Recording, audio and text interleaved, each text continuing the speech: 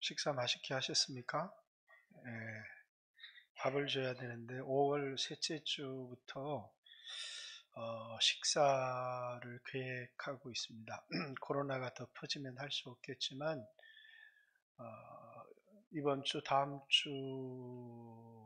주까지는 여러분에게 빵이나 떡을 제공할 거고 5월 셋째 주부터는 식사를 제공할 계획을 가지고 있습니다. 그런데 저는 오늘 뭘 좀 맛있는 걸 먹었더니 의자에 앉아서 잠이 들었어요. 식사는 적게 할수록 예배를 잘 드릴 수 있지 않는가 그런 생각을 합니다. 오늘 사무엘하 7장은 굉장히 중요한 내용을 담고 있습니다. 하나는 성전이라고 하는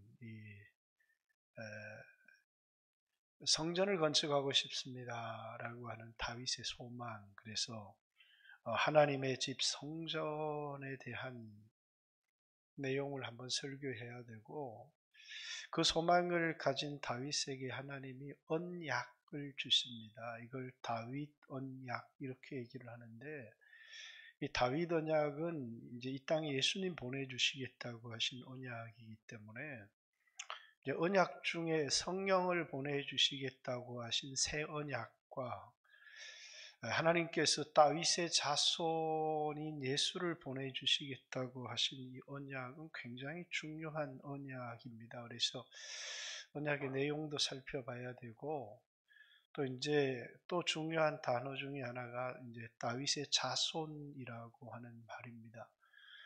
그래서 이제 마태복음 1장 아브라함과 다윗의 자손 예수 그리스도의 세계다 이렇게, 또 계속해서 다윗의 자손 예수여 나를 불쌍히 여기소서 소경거지 바디메오의 외침도 생각이 나고요.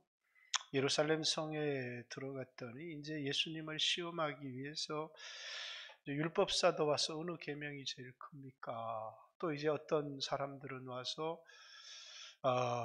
부활이 없다고 하는 사두개인들은 예수님 앞에 와서 7형제가 한 자매랑 결혼을 했는데 그 천국이 있다면, 부활이 있다면 그 누구 부인이 되겠습니까? 라는 질문도 나오고, 또 어떤 사람들은 와가지고 이 동전 하나를 들고 와가지고 가이사에게 세금을 내는 게 가합니까 불가합니까 라고 예수님 시험하는 사람도 나오는데, 그럼 예수님 나도 너희한테 한번 물어보겠다 그러면서 이제 그들에게 예수님이 던진 질문, 이제 다윗의 자손인데 왜 다윗이 자신의 자손으로 올 자에게 주라고 말했느냐라고 하는, 어떻게 다윗의 자손이 다윗의 주가 될 수 있느냐라고 하는 질문을 던졌는데 아무도 이 질문에 대하여 대답하지 못했다라는 거죠. 다윗의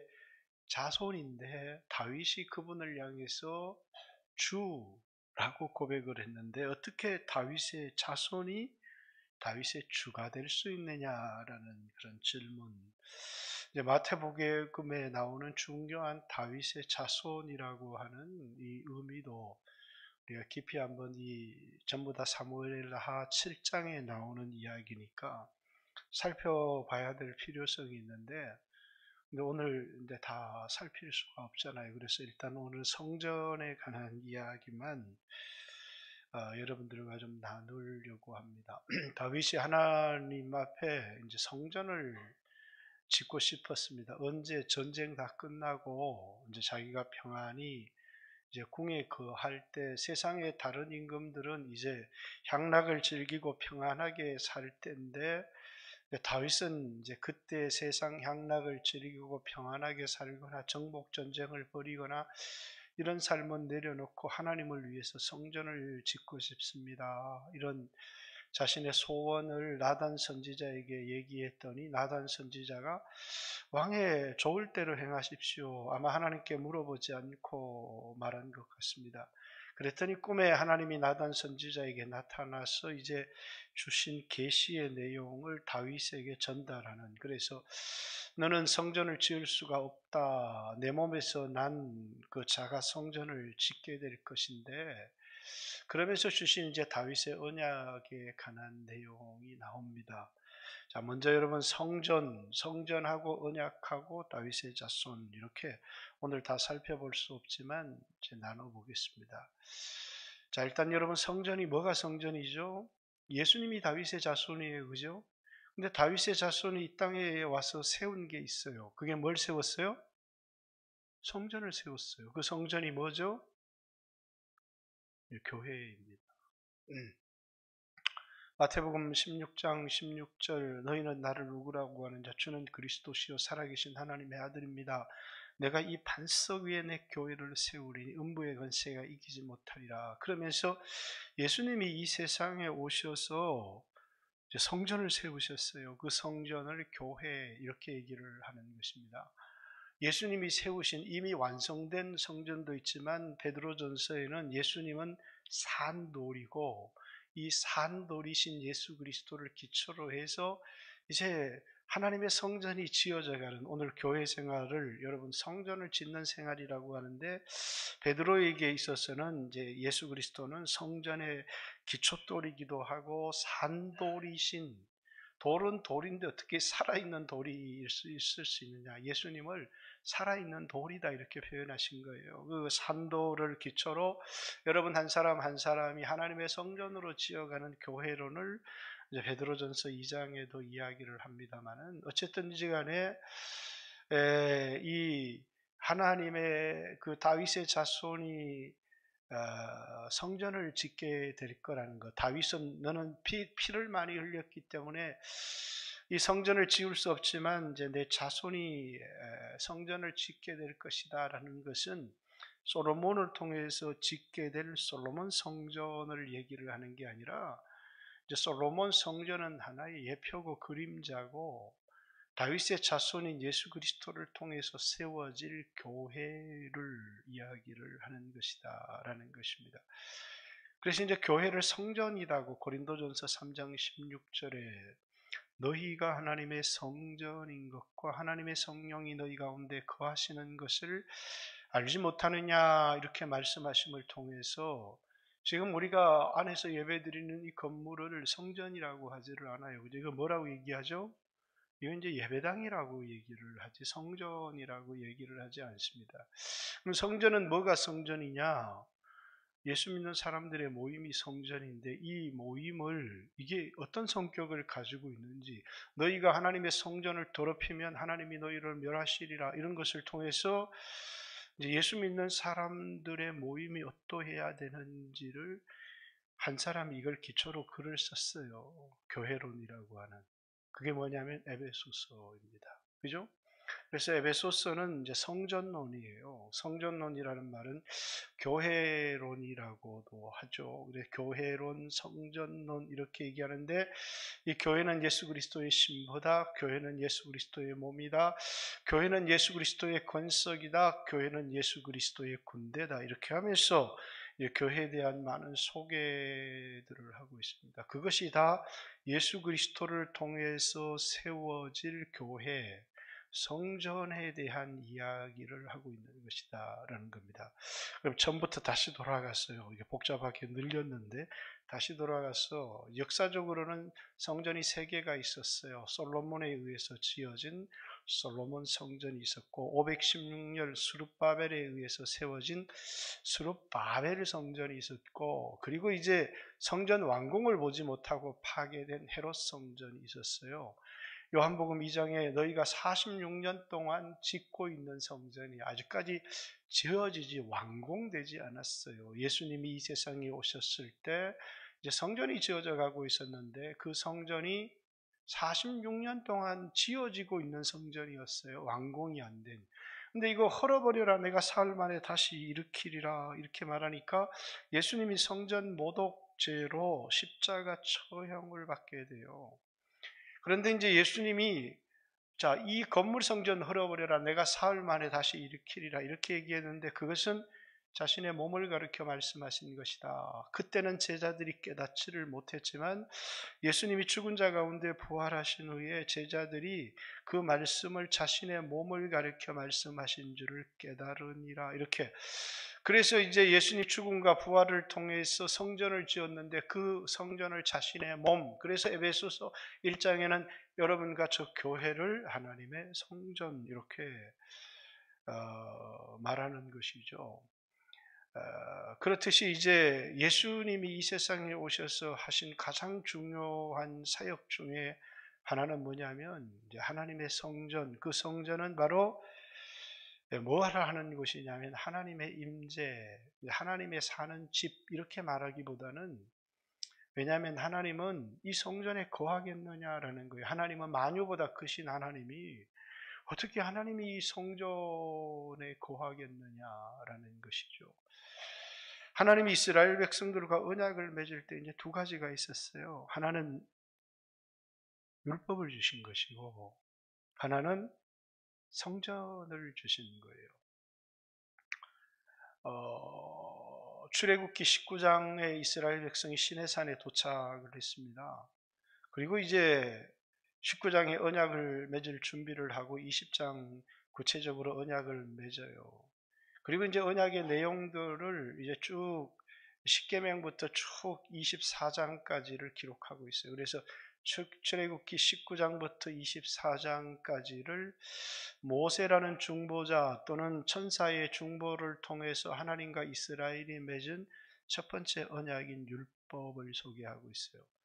근데 24장이 끝이 나는 게 아니고 이제 25장부터 40장까지 중간에 이제 32장, 33장 이 우상숭배 사건이 나오기는 하지만 성전을 건축하는 이야기가 나오죠. 그죠? 이건 성전이라고 하지 않고 성막이라고 얘기를 합니다. 그래서 이제 모세의 성막 이렇게 이야기를 하는데, 이 성막은 이제 성전의 하나의 그 똑같은 모형인데, 하나님이 이스라엘 백성에게 두 가지를 주셨어요. 하나는 율법을 주셨고, 하나는 성막 또는 성전을 우리에게 주셨어요. 성전만 있다고 해서 기독교 교회가 되는 게 아니고 율법만 있다고 기독교 교회가 되어지는 게 아니에요. 기독교 교회의 가장 중요한 건 율법과 성전. 이게 왜 굉장히 중요하냐면 하나님의 백성은 하나님을 왕으로, 그래서 그분을 주로 모시면서 그분의 백성이 그분의 말씀에 순종하는 것이죠. 그런데 이제 순종을 다 하며 살지를 못해요. 그럼 그게 끝이냐? 그게 아니라는 거예요. 순종하지 못하고 불순종한 사람들이 하나님과의 관계를 회복할 수 있는 장소를 만들어 주셨는데 그게 뭐라고요? 성전이에요. 그냥 우리가 성전에서 예배드리고 기도하고 이렇게 하면 하나님의 복을 받아서, 그래서 성전은 하나님을 섬기는 곳이고 예배하는 곳이고, 그래서 그곳에서 예배하면 하나님의 복을 받고 살아가는 게 아니라 우리에겐 두 가지가 주어졌어요. 하나는 말씀과 하나는 성전이에요. 말씀대로 살면 돼요. 그런데 말씀대로 못 사는 사람들을 위해서 하나님과의 관계 회복을 위해서 피해 제사를 드리며 하나님의 은혜의 보좌 앞에 나갈 수 있는 관계 회복을 위한 성전을 우리에게 주셨어요. 그런데 이제 이 성전을 중심으로 한 제사장들이 있고 말씀을 중심으로 한 선지자라고 하는 그룹이 역사 속에서 등장을 합니다. 근데 이제 이 성전을 중심으로 한 제사장 그룹의 타락이 일어나요. 예수님 때부터. 사람들은 말씀을 버려버리고 성전에서 계속해서 피해 제사만 드리는 거예요. 그게 뭐냐면 이사야서 1장에 등장하는, 누가 좀 성전에 나오지 않도록 성전문을 좀 닫아줬으면 좋겠다. 하나님 그렇게 말씀하시죠. 왜냐하면 너희가 월삭과 절기를 통한 예배를 통해서 막 피냄새가 가득하다는 거예요. 그런데 자신의 손에 악을 행하는 것을 그치지 않는다. 그러니까 그 당시 유대교의 모습 자체가 어떤 모습을 가지고 있었느냐면 오늘 기독교의 모습과도 아주 흡사한데, 끊임없이 피해 제사를 드리면서 하나님의 율법을 지키지 않는 이런 종교로 전락해 버린 겁니다. 원래는 하나님의 말씀대로 살아야 되는데 하나님의 말씀대로 살지를 않으면서 끊임없이 뭐냐면 피의 제사, 하나님은 막 피를 너무 좋아하셔. 하나님은 성직국을 좋아하시니까 막 선지를 갖다 드려야 돼. 그러면서 끊임없이 피의 제사를 드리면서 말씀을 소홀히 하는, 오늘날 예수 보혈 의지합니다. 예수 보혈 의지합니다. 그러면서 끊임없이 방탕한 삶을 살아가는, 한쪽으로 치우쳐져 있죠. 초기 기독교에 이것이 등장했고 오늘날에도 기독교에 이것이 등장합니다. 이것을 도덕률 폐기론자들이라고도 하고 율법 폐기론자들이라고도 합니다. 그래서 마태복음이 기록된 거예요. 왜냐하면 예수님의 십자가만 의지하면 아무렇게나 살아도 돼라고 하는 사람들이 등장하기 시작한 겁니다. 그래서 예수님이 이 세상에 오신 목적을 내가 율법이나 선지자를 폐하러 온 줄로 생각하지 마라. 완전케 하러 왔다. 이렇게 하는 마태복음 5장 17절 인자가 온 것은 이라고 하는 하나님의 의도가 등장하기 시작하는 겁니다. 왜? 이미 구약에서도 등장했던 제사장 그룹들이 말씀은 무시하면서 끊임없이 피해 제사를 드리는, 내가 손이 짧아서 구원하지 못하느냐? 내가 능력이 없어서 구원하지 못하느냐? 제가 너와 내 사이를 갈랐다라고 말씀하시는 이사야서 59장의 메시지도 동일한 메시지를 담고 있는 겁니다. 이제 이런 기독교, 이런 유대교를 제사장적 유대교 이렇게 얘기를 합니다. 물론 예수님이 이 세상에 오셔서 십자가에 죽으시고 부활하심으로 모든 의식을 폐하여 버리기는 했습니다만은 하나님은 성전을 무너뜨려 버리세요. 성전이 무너뜨려 버리면 유대교는 사라지고 기독교는 사라집니까? 그때부터 새로운 유대교가 등장을 하는 거예요. 이제는 성전을 중심으로 하는 유대교가 아니라 시나고게, 회당을 중심으로 하는, 근데 회당에서는 피해 제사를 못 드려요. 회당에서는 뭘 얘기합니까? 율법을 가르치고 율법을 연구하고 이런 이제 유대교가 등장하는 거예요. 이런 유대교를 랍비적 유대교라고 해요. 유대교도 종류가 뚜렷하게 제사장적 유대교, 랍비적 유대교 이렇게 성전이 무너졌을 때 발전한 게 있어요. 그게 뭐냐면 율법이 발전하기 시작한 거예요. 율법이. 그래서 그들은 다시 율법을 연구하고 율법을 가르치고 자손들에게 율법을 전수하고, 그런데 이 사람들에게 뭐냐면 피해 제사를 드려야 되는데 제사를 드릴 성전이 없어요. 지금 유대인들이 있습니까? 없습니까? 전 세계 유대인들이 너무나 많아요. 그들이 예배를 드릴 성전이 있습니까? 없습니까? 없어요. 성전의 동쪽 벽만 남아 있어요. 그걸 지금 통곡의 벽이라고 얘기를 하는 거예요. 그들에게 지금 성전이 없어요. 그런데 유대교는 어떻게 유지되고 있어요? 이 키파를 쓴 랍비들에 의해서 율법을 가르치면서, 이건 AD 티토, AD 70년 타이투스 장군에 의해서 로마 군대가 와서 이스라엘 헤롯 성전을 무너뜨려 버리고 나서, 그럼 어떻게 유대교를 재건할 건가? 이제는 제사장도 없고 이제는 성전도 없고 그럼 유대교는 무너져야 되느냐?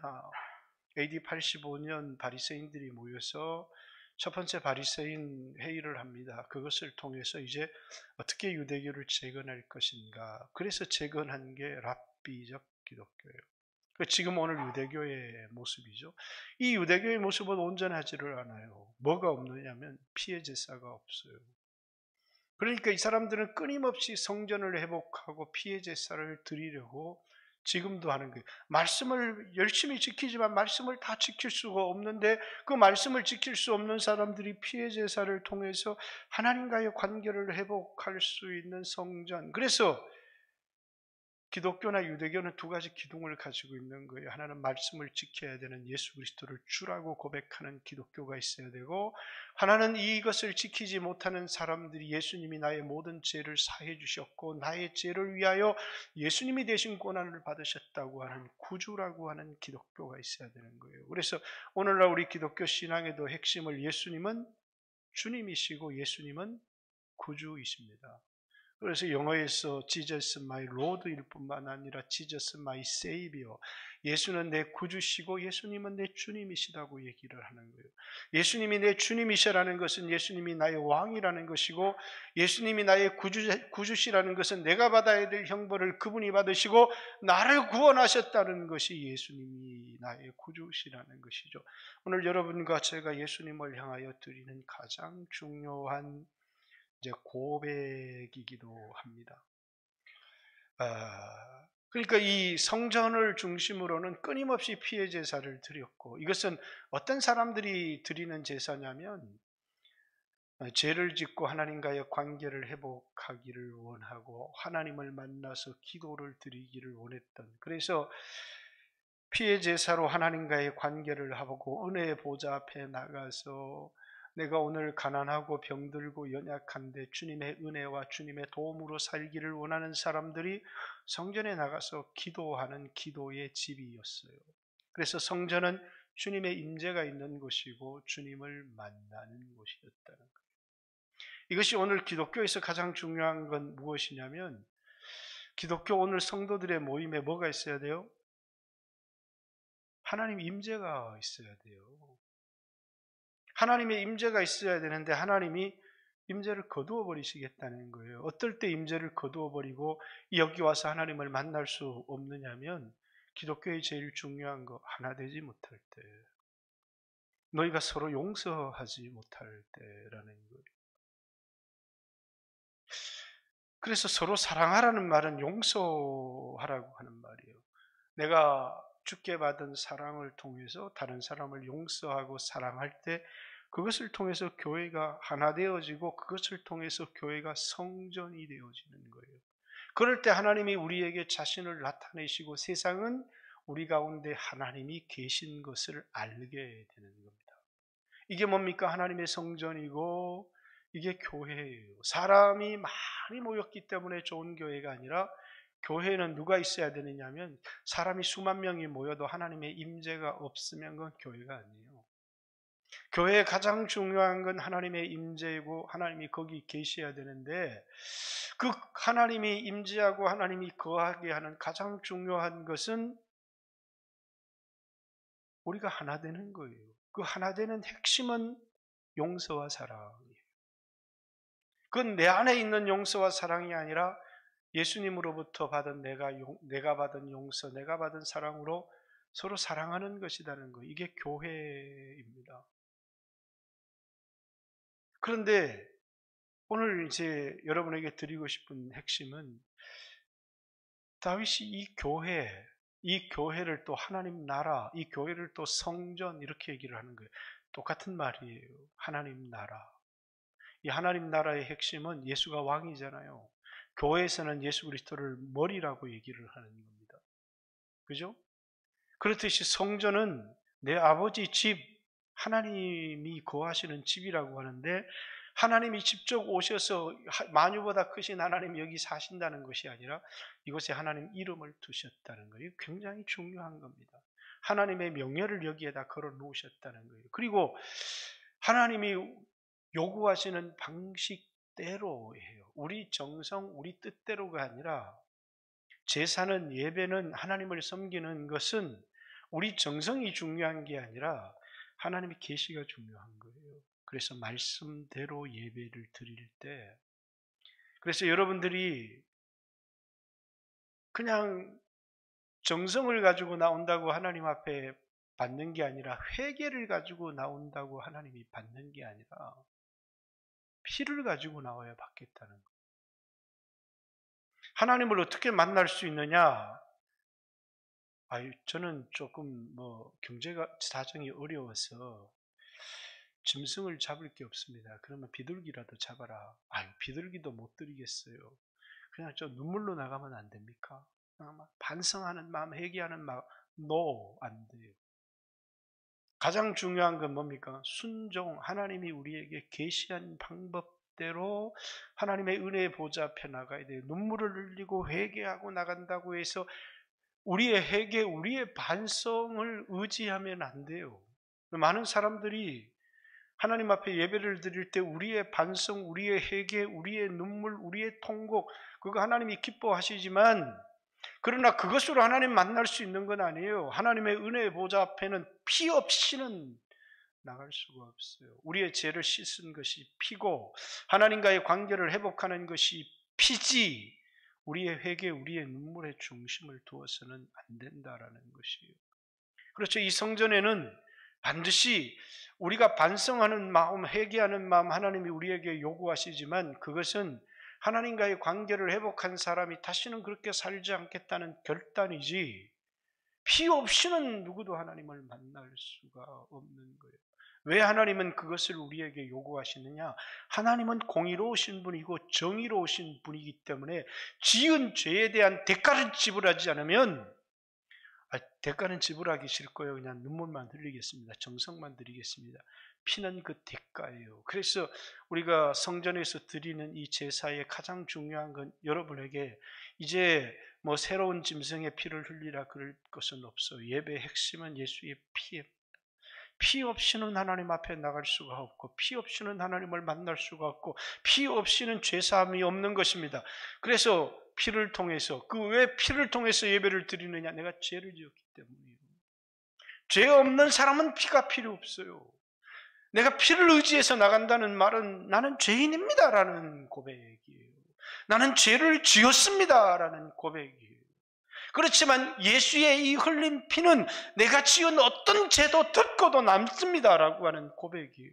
그래서 그 피를 의지해서 하나님 앞에 나갈 때 하나님은 그 사람을 받아주기로 뭐 하신 거예요? 언약하신 거예요. 이게 하나님의 언약이에요. 저 2번 도둑질한 사람까지는 받아주는데 3번은 안 돼요. 아니고 어떤 도둑질을 했든 몇 번이든, 그래서 우리는 생각할 때 나 7번이라 그랬는데, 하나님은 횟수의 제한을 두지를 않으셨어요.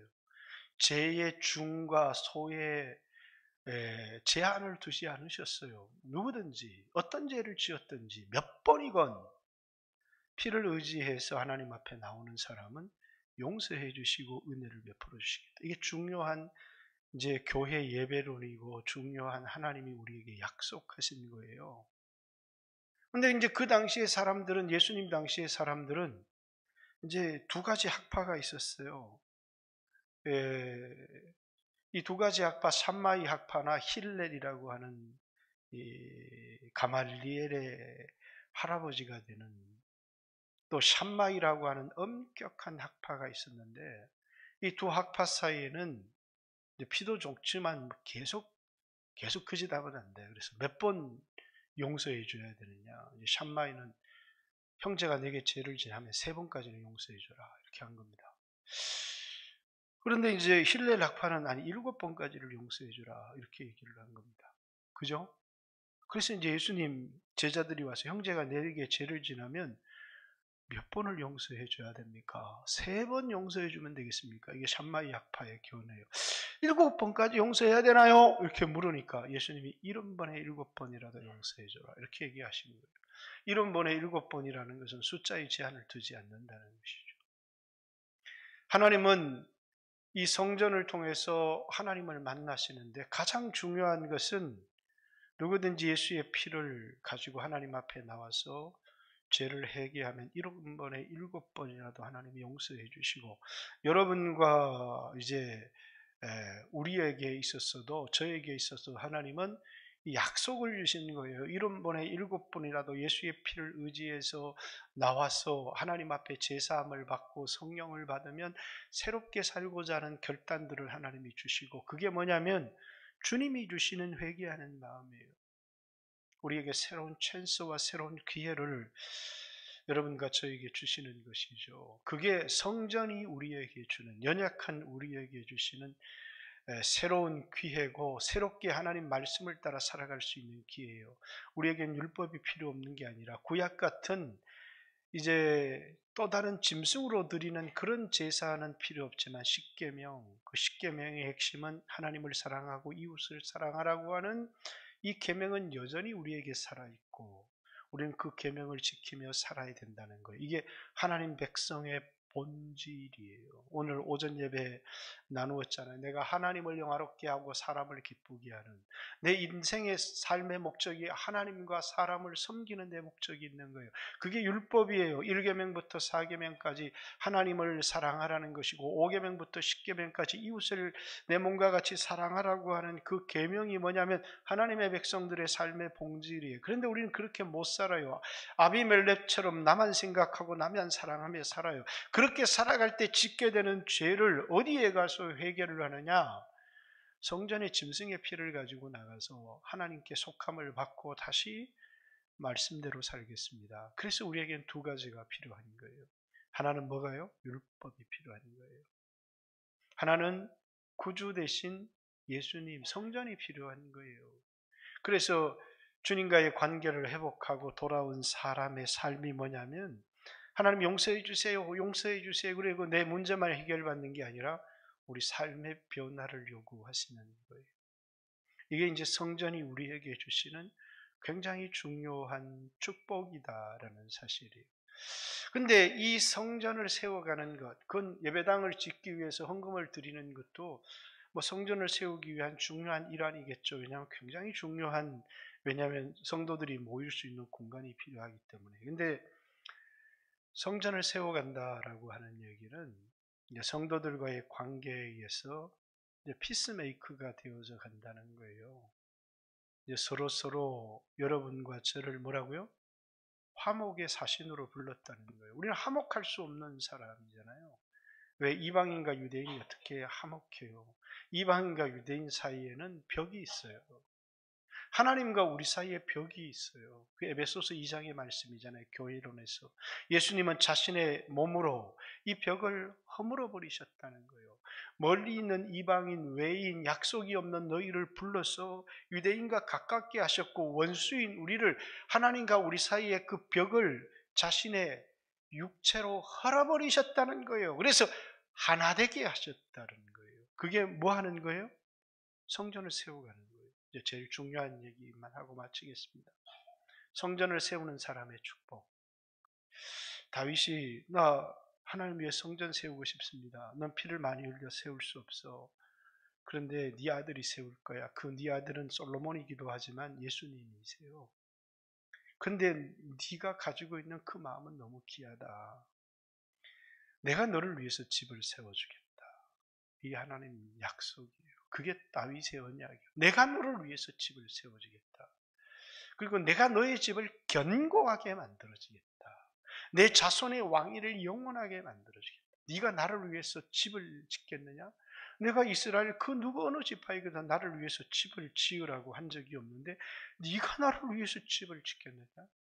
내가 너를 위해서 집을 지어주마. 그게 다윗 언약이에요. 오늘 여러분과 저의 삶에 있어서도 동일해요. 교회를 세우려고 하는 사람은 하나님이 그 집을 세워주세요. 근데 교회에 마음이 없어요. 그냥 내 삶에만 마음이 있고 교회에 덕이 되면 할렐루야 하고 나한테 손해가 되면. 근데 교회는 어떻게 세우느냐면 많은 우리의 희생을 통해서 또 우리의 자신의 죽음을 통해서 세우는 게 교회예요. 내가 죽지 않으면 교회를, 왜 여러분 교회 생활이 내 중심으로 되어지는가요? 교회 생활은 내 중심으로 되어지지 않아요. 모든 사람이 자기 중심이 되어지면 교회는 세워지지 않아요. 교회는 오직 예수가 중심이에요. 예수 내 삶의 중심, 예수가 중심이에요. 내 얘기하면 너희가 나를 왕으로 삼겠느냐? 그러면 내 그늘에 피하라. 나를 왕으로 인정하지 않는 자는 내게서 분노가 나가서 그를 살라버릴 것이다. 자기중심적인 삶이거든요. 하나님 중심의 삶이 되어지지 않으면 교회를 세우지를 못해요. 근데 다윗은 이 성전을 세우지를 못했어요. 그런데 이 성전을 세우는 99%는 다윗이 기여를 한 거예요. 그래서 역대상 29장 나와 내 백성이 무엇이 간데 이렇게 성전을 위해서 즐거이 드릴 마음이 있었습니까? 그는 성전을 세우는 일을 너무너무 기뻐했습니다. 사랑하는 성도 여러분, 여러분들도 이 세상을 살아가면서 하나님 복 주세요, 복 주세요 라는 것보다 하나님 내가 하나님 성전을 세우는 사람이 되겠습니다. 그래서 이제 옛날에는 이게 얼마나 사람들이 사모했던 건지, 저도 대학 때 선배 한 분을 만났는데, 그분은 이제 그분 자신이 중요한 게 아니라 그분 장인이 이제 성전을 짓기를 사모하는 분이었어요. 우리처럼 교회를 세우는 게 아니라 지금까지 56개 예배당을 세웠는데, 돈을 벌어서 하나님 앞에 내 살아있는 동안 하나님 돈 많이 벌게 해주세요. 100개 예배당 세울 수 있게 해주세요. 56개 예배당까지 세우는 걸 제가 봤어요. 그것이 하나님이 어떻게 인정하실지는 모르지만 어쨌든 그분의 소원은 뭐냐면, 내가 이렇게 하나님을 위해서 예배당을 지으면 하나님이 우리 자손을 세워줄 거다, 그런 생각이 있었던 거죠. 그러나 진정한 의미의 교회를 세우는 것은 뭐라고요? 용서와 화해와 사랑을 통해서 가난한 사람, 부요한 사람, 배운 사람, 못 배운 사람, 이방인, 유대인 할 것 없이 그 벽이 허물어지고 하나가 되어지는 것. 그 하나 되는 가장 중요한 건 예수 그리스도께서 나를 원수였는데 자신의 몸으로 속죄를 이루시고 우리를 품에 안으셔서 우리를 하나 되게 하신 것처럼 그 마음으로 하나 되어질 때 교회는 세워지는 것이다 라는 사실을 여러분이 잊지 않고, 오늘 여러분들이 교회를 세우는 예수 그리스도께서 피스메이커, 평화의 아이, 선교에서는 그렇게 얘기를 하는데, 화목의 제물, 또 그 예수 그리스도께서 우리에게 화목의 직책을 우리에게 주신 것처럼 여러분들도 화목해 하는, 예수님과 사람 사이를 화목케 하는 복음 전도자가 되시고, 또 성도들 간에 화목을 만들어가는 사람들이 되셔서 하나님이 여러분이 하나님의 교회를 세우고자 하는 여러분의 마음과 수고를 하나님이 기억하시는 귀한 성도들 되시기를 주님의 이름으로 축복합니다. 같이 한번 주여 하신 후에 우리 그 찬양은 예수 내 삶의 중심, 그 찬양 한번 하겠습니다. 2, 3분만 기도하겠습니다. 기도드리겠습니다. 주여